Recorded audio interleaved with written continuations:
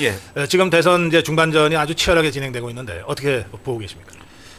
이 대선이 이재명에게 아주 일방적으로 유리하게 전개될 것이라고 생각했고 또 초반 분위기는 그런 상황으로 전개가 됐고 네. 반면에 탄핵을 거치고 또 보수 우파 상황이 이제 분열되고 현재도 뭐 그런 모습은 계속 보이고 있죠.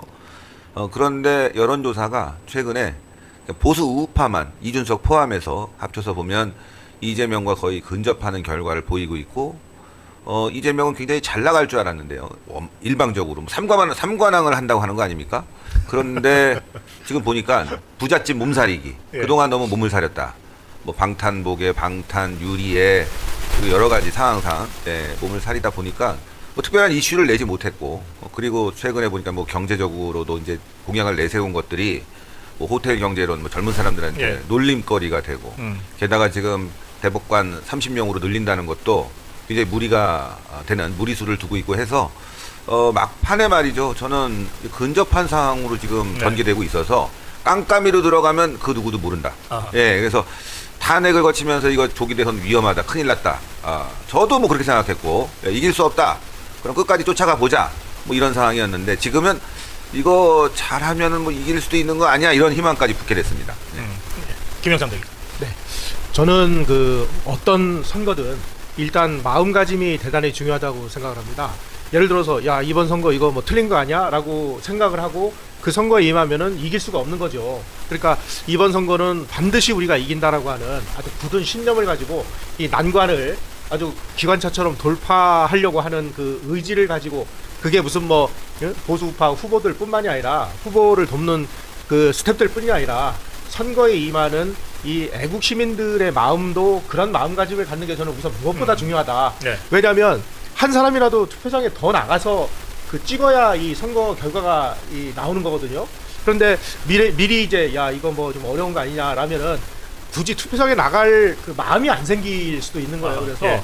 지금 상황에서는 무엇보다 어떤 승리에 대한 확신을 가지고 네네. 주변 사람들에게 용기를 북돋아서 한 사람이라도 이 대한민국 편에 서도록 노력하는 그 결집된 마음이 이제는 작동할 때가 왔다. 저는 이게 결국 이제 이 선거에 임하는 마음가짐이 네. 제일 중요하다 이런 말씀을 좀 꼭 드리고 싶습니다. 예. 예, 우리 자유파 국민들은 기존의 기성 족보 언론이 발표하는 여론조사를 거의 믿지 않아 왔습니다. 그쵸. 근데 그 중에서도 특히 그 뭐 리얼미터인지 갤럽인지 하는 데서 발표되는 것은 정말 우리가 체감하는 여론하고 너무 달라서 예. 정말 신뢰를 두지 않아 왔는데 예. 근데 오늘 아침에 갤럽 조사를 보면 우리가 제일 믿기 어려운 조사입니다. 그리고 또 우리 자유파 정치인들이나 자유파 후보한테 가장 인색하게 조사가 나왔던 그 갤럽 조사를 인용을 해드리자면 이렇습니다. 네. 이재명 45, 예. 김문수 36, 예. 이준석 10이거든요. 예. 그래서 이재명과 김문수가 한 자리 숫자로 좁혀들었어요. 예. 그러니까 이재명은 대폭 떨어지고 김문수는 대폭 올랐습니다. 예. 그리고 여기에 더해서 지금 뭐 단일화 논의가 계속 되고 있는데 김문수와 이준석이 합치면 46 아닙니까? 45대 그렇죠. 46 예. 이렇게 되는 겁니다. 거기에다가 제가 여론조사에서 가장 주목하는 것은 그 비호감인데요. 예. 이건 거의 모든 여론조사에서 비호감도 압도적 1위가 이재명입니다. 그리고 김문수도 비호감층이 있죠. 그런데 김문수의 비호감층은 상당히 의미 있게 지금 떨어지고 있어요. 아 예.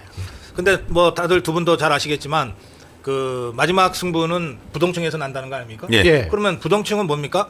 최선의 후보를 아직 발견하지 못했으니까 부동층으로 남아 있는 거잖아요. 네. 그러면 부동층의 투표 행태에 가장 결정적으로 영향을 미치는 것은 모두 비호감은 안 찍겠다는 거예요. 예. 최악의 후보는 안 찍겠다 이거거든요. 그렇죠. 그러니까 지금 이재명이가 압도적으로 비호감층에서 1위를 하고 있는 상황에서는 이재명이는 이른바 부동층 확산, 중도 확산은 거의 불가능합니다. 반면에 김문수가 비호감이 굉장히 의미 있게 낮아졌는데요. 예. 이거는 이제 대선 선거운동 본격적으로 시작한 지가 이제 한 2주밖에 안 되니까 예. 김문수가 누군지를 사실은 잘 몰랐어요. 그리고 이름은 알아도 어떤 사람인지를 잘 몰랐거든요. 예. 그런데 이제 2주간의 선거운동을 통해서 알게 된 거예요. 예.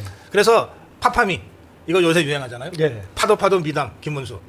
근데 오늘 파파미와 동시에 파파괴라는 단어가 유행하더라고요. 파도 괴담. 그렇지. 아. 네, 파도 미담 김문수, 파도 괴담 이재명이야. 그러니까 이 상황에서는 아직 결정하지 못한 10% 15% 가까운 부동층이 절대 비호감 1위인 이재명한테 갈 수는 없다. 예. 그래서 저는 두 분도 그렇게 예측하셨습니다만 저는 이번 대선 김문수가 역전해서 승리할 것이다라고 하는 것을 이런 몇 가지 근거를 가지고 제 나름대로 예측하고 있습니다. 저는 이제 그 김문수는 안 될 거다. 네. 예.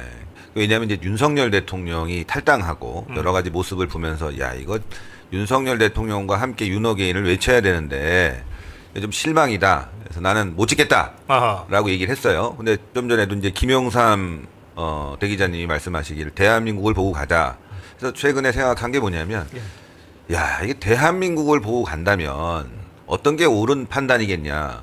우리 고성국 박사님 말씀처럼 지금 이재명은 비호감인데 그 비호감이 뭐에 기인한 비호감이냐를 우리가 다 알고 있지 않습니까? 일단 반국가적이고 부패, 그다음에 이제 막말 등등으로 여러 가지 문제가 있기 때문에 그렇다면 대한민국을 보고 가면 그래도 대한민국의 정체성에 대해서 가장 인지도가 높고 인식을 잘 하고 있는 김문수 후보를 지지해야 되겠다라고 네. 생각하죠. 그러니까 제가 김문수 못 찍겠다고 한 건 어떻게 보면 그 선택층이 없기 때문에 사실 이제 윤석열 대통령을 지지한 사람들은 윤석열 대통령이 출당함으로 인해서 충격도 많이 받고 지금 국민의힘의 행태, 탄핵에 대해서 또 계엄령에 대해서 잘못했다고 얘기하는 탄핵은 인정하고 계엄령은 잘못됐다고 얘기하는 이런 부분들이 초기에 보여주면서 당연히 저는 이제 광화문에 나와서 싸운 입장에서 윤석열 대통령 윤어게인으로 함께한 국민들은 당연히 그 기분이 나빴단 말이죠. 네. 그런데 그게 이제 아까 말씀하신 이제 유보층으로 돌아섰다가 야 이거 투표를 해야 되겠고 근데 이게 누가 날 거냐. 그렇다면 당연히 김문수로 보수파가 다시 돌아온다. 그런 차원에서 지금 지지율이 이재명은 5%가 떨어졌고 김문수 후보는 7%가 올라갔다는 그렇습니다. 거 아닙니까? 예. 그러니까 이게 계속 이제 갈수록 이게 맞부딪히는 어떤 골든 크로스 현상이 언제 벌어질 거냐. 저는 네네. 깜깜이 선거 전에 벌어지면 이건 이기는 거고 아하. 깜깜이 선거 전에 뭐 약간 추격하는 상태가 되면 알 수 없는 상태인데 전 이렇게 생각해요. 지금 국민들이 여러 가지로 뭐 경제 상황도 어렵고 뭐 진짜 사는 게 팍팍하고 사회도 불안하고 한데 이재명 하는 걸 보면 더 불안하단 말이에요. 특히 요즘 젊은 애들이 야, 호텔 경제론 그거 뭐냐? 하고 제가 엊그저께 차량 때문에 정비센터 같은 데 갔어요. 예. 근데 갑자기 정비센터에 있는 직원들이 다 젊더라고. 예. 대표님, 예약대가 보니까 신혜식인데 대표님이시군요. 네. 저희가 지금 다 젊은 애들이 보수라는 거예요. 그래서 야 이렇게 보수화됐어. 선거 어렵죠. 자기도 윤석열 대통령 그렇게 되고 나서 굉장히 힘들고 화나는데 요즘 우리 다 모여서 생각해 보니까 그래도 이거 나라가 무너지면 안 된다라고 네. 이렇게 결집하는 분위기가 있다는 거예요. 그러면서 얘기하는 게 그 호텔 경제론인가 그거가 뭔가 그거. 뭐 난 자기는 경제에 관심이 없는데 그거 보니까 너무 자기가 봐도 황당하다는 거예요. 이게 말이 안 돼. 이렇게 가면은 다 죽는 거 아니냐. 그렇죠. 예. 그래서 특히 20대 남성들을 중심으로 해갖고 많이 변화하고 있고 그게 바로 이준석에게는 아킬레스건이거든요. 이준석은 20대의 반패미에 지금 기대서 선거 활동을 벌이고 그 표가 올 줄 알고 있는데 그 20대 표가 사실은 이준석에게도 가겠지만 사실 이준석을 지금 사표가 된다는 거 아니에요. 네네. 그러니까 결국에는 김문수 후보로 갈 것이고 또 특히나 긍정적으로 보는 거는 지금 수도권이에요. 수도권에서 지지율이 높아요. 그렇습니다. 수도권에서 두 개의 여론조사를 최근에 보니까 수도권에서 이재명보다 높게 나오거든요. 그런 게 이제 다 뭐냐면은 수도권의 집값이 이 좌파 정부 들어서면 엄청 뛴다. 이거 큰일 났다. 이번에도 이제 문재인 정권 때 거의 두세 배 뛰어갖고 집 살 수가 없는데 이재명 들어오면은 집값이 또 두 배 뛰면 이제는 뭐 젊은이들 희망이 없어진다라는 반발표도 거기에 다 포함되어 있거든요. 그렇죠. 그래서 예. 어제 제가 그래도 굉장히 중요하게 본 게 어제 부천 유세가 네. 그동안 뭐 대구 경북 다 돌아다닐 때 창피해갖고 야 이게 유세가 어떻게 이렇게 썰렁하냐 했는데 어제 기점으로 부천에 어마어마하게 많은 분들이 나왔어요. 와 깜짝 놀랐어요. 네, 아주 뜨거웠어요. 네, 이게 이제는 수도권에서 열기가 붙었구나. 그래서 저는 어제 그리고 오늘 이런 조사를 보면서 야, 이 국민들이 빠르게 회복하고 있다. 사실 여러분들 윤석열 대통령 지지율이 50위까지 찍었는데 네. 그 지지율도 한 달 만에 급속하게 올라간 거거든요. 예. 근데 그게 푹 떨어졌었어요. 근데 다시 그분들이 이제 결집을 하는 모양새고 오늘 오전에도 몇몇 분들이 전화 와서 아유 그래도 찍어야 되지 않냐. 그래도 이런 말씀하시는 분이 예. 많아요. 지금 뭐 사실 우리 자유파 국민들이 준석이 찍으면 제명이 된다고들 말씀들을 하고 다니시거든요. 그렇죠. 예, 실제로 그렇잖아요. 예. 예, 그래서 지금 뭐 이준석이가 지난번 1차 TV 토론에서 좀 잘한 것으로 평가가 되면서 그 효과를 조금 얻어서 10%까지 올라갔지만 이게 투표라고 하는 거는 우리 국민 한 사람 한 사람이 다 전략적으로 최종 판단을 하는 거 아니겠어요? 그렇죠. 예. 내가 이 표를 찍었을 때 누가 되고 그렇게 되면 우리나라가 어떻게 되고 그러면 내 자식들은 어떻게 되나 이거 다 생각하면서 찍으시잖아요. 그렇죠. 예. 그 전략적 고민으로 딱 접어들면 아이고 준석이 찍으면 이거 제명이 되는데. 예. 예, 이렇게 해서 제동이 걸릴 거다 이런 말씀들을 많이 하십니다. 자, 그건 그렇고요. 예. 지금 우리 자유파의 여러 정당과 사회단체들이 있는데요. 예. 우선 가장 먼저 김문수 후보 지지를 공식으로 표명했던 거는 자유민주당입니다. 자유민주당. 그리고 조원진 대표의 우리 공화당도 공화당. 김문수 지지 선언을 했어요. 당은 다르지만. 네. 그리고 며칠 전에 우리 자유통일당의 자유통일당. 구주화 후보가 사퇴를 하면서 김문수 지지 예. 선언을 했고 예. 오늘 아침에 저희 고성구 TV에 나와서 구주화 변호사가 이번에 지더라도 자유통일당과 구주화는 다음이 있지만 이번에 지면 대한민국은 다음이 없습니다. 예, 그렇죠. 마지막 벼랑 끝에 몰린 대한민국을 구하고 지키기 위해서라도 김문수 후보를 지지 선언을 했습니다. 이렇게 설명하시더라고요. 눈물 나는 거네요. 예, 우리 자유파가 이렇게 쭉 결집하고 있어요. 예. 그런데 국민의힘이 지긋들 후보인데 이렇게 개판과 분탕을 친다는 건 정말 상상할 수가 없었어요. 예. 이거 아니 역사에 이런 적이 있습니까? 그래서 저는 이제 이런 생각을 해봤습니다.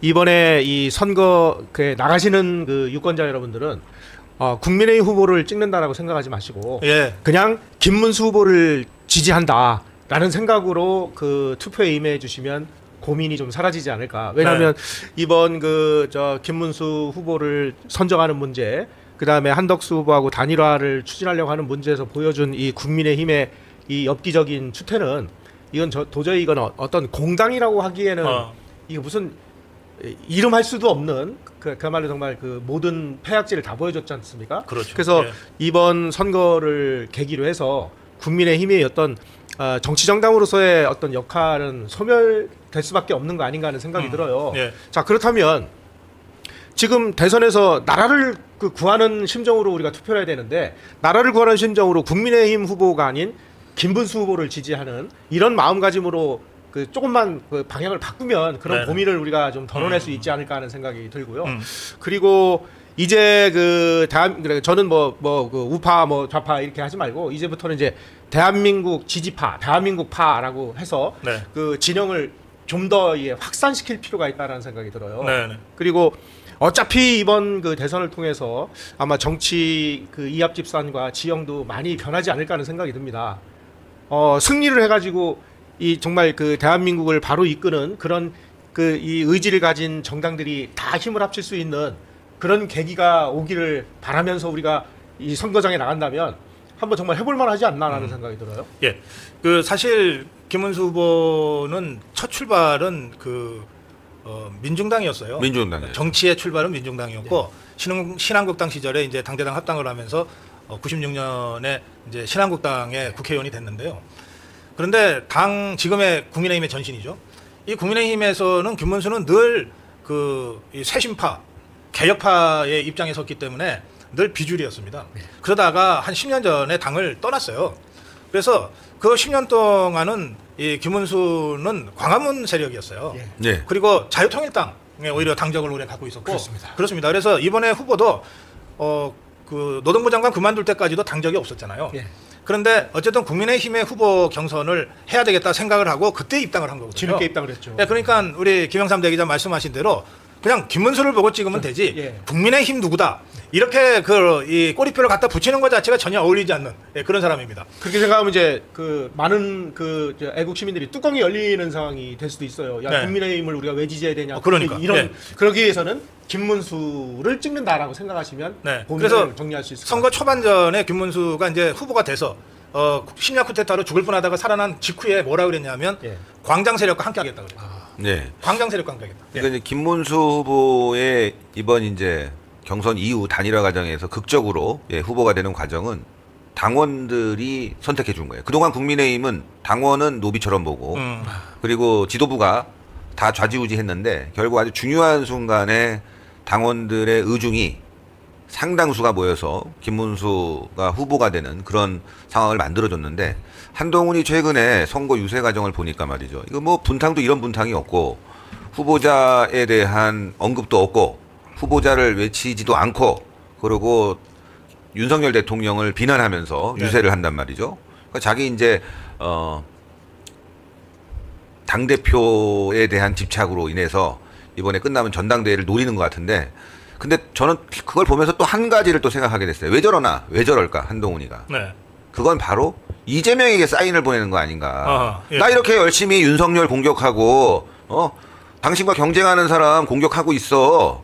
나 봐줘야 되는 거 아니야. 이런 사인으로 보여요. 왜냐하면 그게 12월 3일 날 밤에 국회 본회의장에서 이재명이하고 악수하고. 한동훈이가 연출했던 그 장면이에요. 그렇죠. 둘이 서로 막 네. 그 껴안으면서. 사실은 저도 그렇고 많은 사람들이 윤석열 대통령 탈당하고 뭐 말씀드렸지만 기분 나쁠 수 있어요. 화날 수 있고. 그런데 지금 딱 보면 대한민국을 바라보고 가면 이재명이 되지 말아야 된다는 건 너무나 분명해지지 않습니까? 그러면 다 합쳐야 될 시점이에요. 다 합치고 지금 왜 윤석열 대통령과 김건희 여사 얘기가 국민의힘 주요 인사 입에서 나와야 됩니까? 그렇잖아요. 뭐 도움도 안 되고 좋은 얘기도 아니고. 근데 계속 그 프레임을 끌고 가고 있거든요. 그거 이준석도 얘기 안 해요.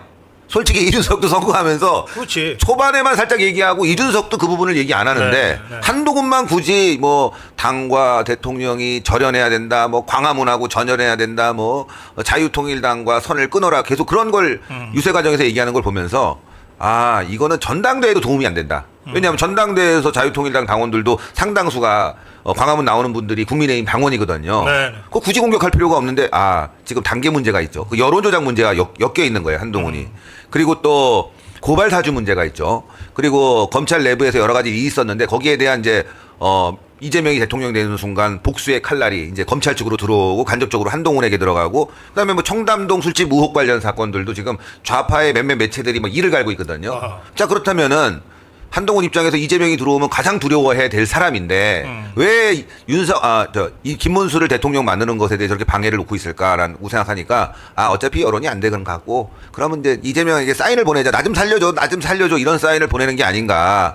그래서 여러분들, 시청자 여러분들 잘 아셔야 되는 거예요. 지금 그런 그 한동훈 주변에 있는 이 분탕 세력들이 무슨 목적으로 저러고 있나. 네. 예, 그걸 잘 알아두셔야 됩니다. 우리가 좀 불만스럽고 여러 가지 기분 나쁘지만 중요한 거는 국민의힘의 여러 국회의원들이라든가 뭐 주요 인사를 쭉 둘러봐도 솔직히 광화문하고 좀 관계 있는 사람은 김문수뿐이었고, 그걸 또 심정을 잘할 수 있는 사람은 또 김문수뿐이었고, 그렇다면은 또 대한민국을 살릴 수 있는 기본적인 여건이 마련된다면 우리가 이제는 다 내려놓고 함께 한 마음으로 밀어줘야 되겠다. 그게 바로 이재명을 떨어뜨리는 거지, 후보자 이름도 얘기하지 않고 윤석열 대통령 공격하는 건 이재명 돕는 길이죠. 그게 바로. 아주 저는 한동훈의 어제 유세 과정을 보면서 야, 진짜 인간도 아니구나, 이런 생각이 들었어요.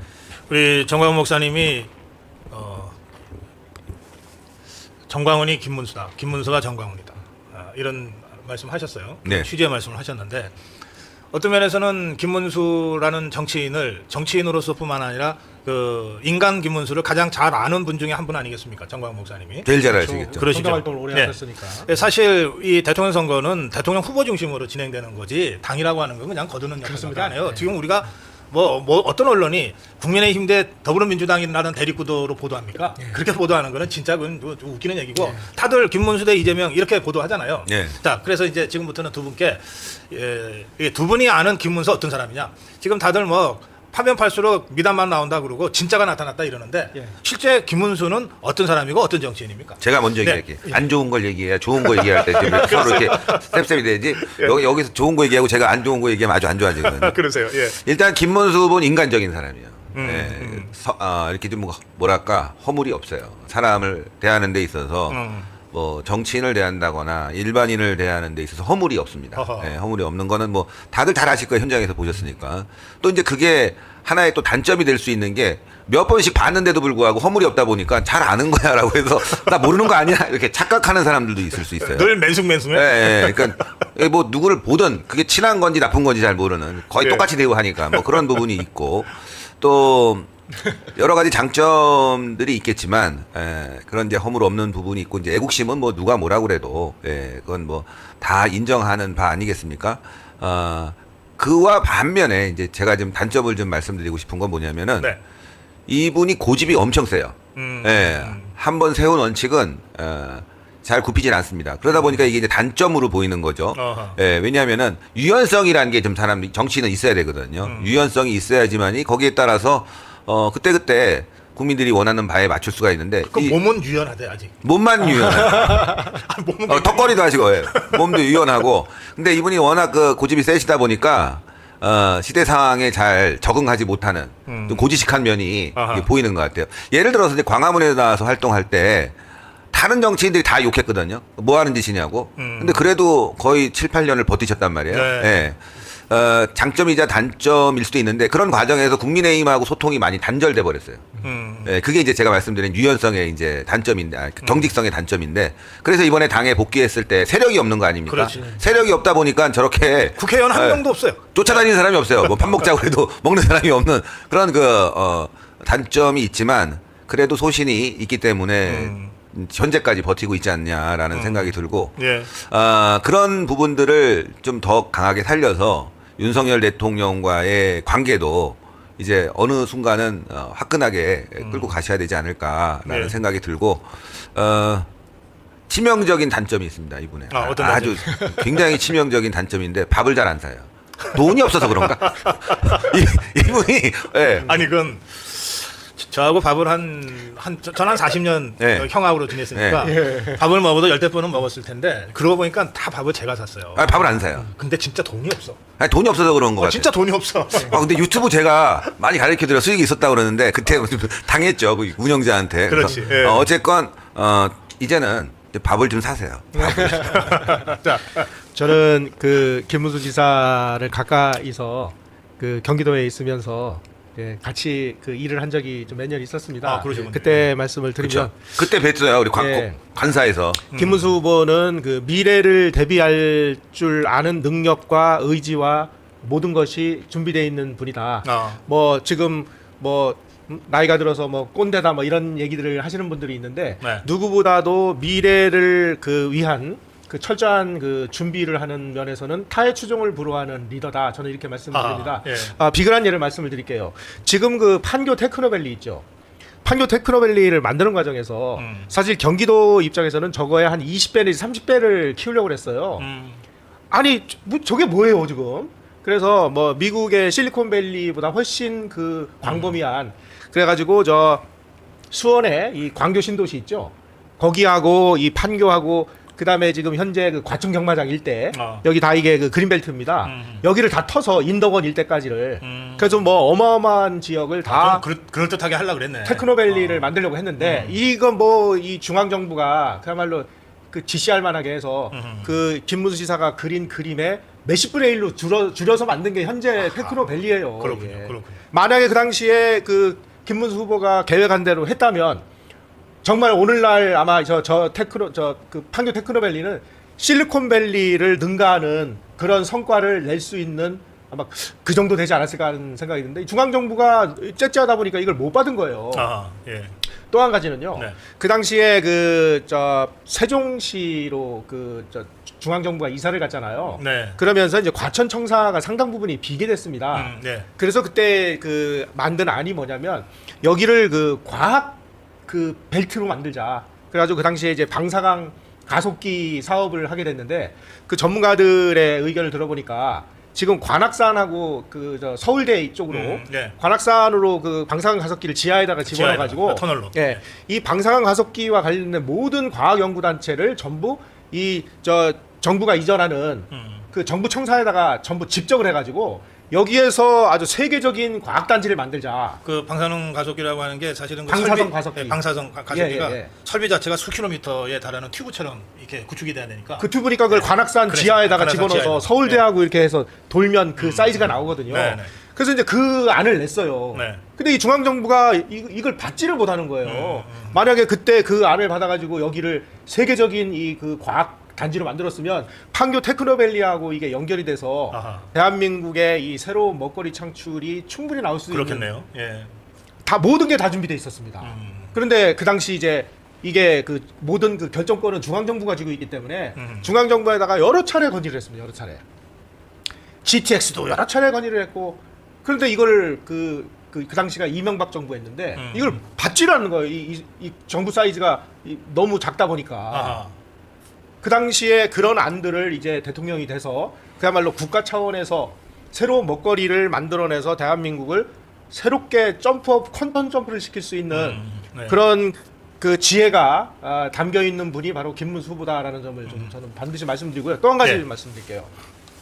이 부분은 이 김문수라는 그 인간 김문수의 특질이기도 한데 네. 이분이 그 경기도지사 재선 때 그 선거 슬로건이 뭐였냐면은 낮은 곳으로 더 뜨겁게라는 것이었습니다. 이건 무슨 뜻이냐면 김문수 지사는 정말 어렵게 그 노동자들을 위하는 삶을 살았잖아요. 그래서 네. 노동자들의 실질적인 삶의 질을 개선하기 위해서 노력을 하는 활동을 했고 그런 활동을 하면서 대한민국의 이 서민층, 약자층, 특히 이 노인 빈곤 문제라든지 이런 부분에 대해서 김문수 후보만큼 뼛속 깊이 속속들이 알고 있는 후보는 없어요. 아니 뭐 이재명 후보는 뭐 어디 가서 뭐 대장동 개발이나 했지 뭘 압니까? 근데 이제 김문수 후보는 제일 안타까워한 게 뭐냐면 정말 가족들도 없고 뭐 이런 그 소위 말하는 혼자 사시는 노인들이 삶을 비관해가지고 농약 마시고 자살하는 사례가 상당히 많았어요. 그러니까 다시 말씀드리면 지금까지 대한민국의 보수 우파층들이 미처 생각하지 못했던 정말 우리 사회의 어려운 계층들의 이 삶을 보듬어 줄 아는 실질적인 프로그램을 만들 줄 아는 지도자가 김문수 그래, 후보다. 예. 여기 경기도 대변인 하셔가지고 뭐 대변인 맞네요. 저기 댓글